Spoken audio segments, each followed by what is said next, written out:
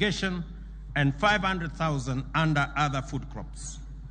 Rice production in Bunyala, the Tana Delta, Rahole in Garissa, Mwea and Ahero will take priority, as these are areas that have already mechanisms for us to upscale.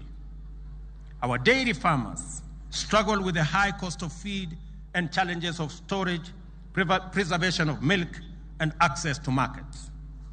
To assure them that they are on our priority list, we have taken immediate steps to reinstate the stalled milk coolers program, and the distribution of 650 milk coolers will resume shortly.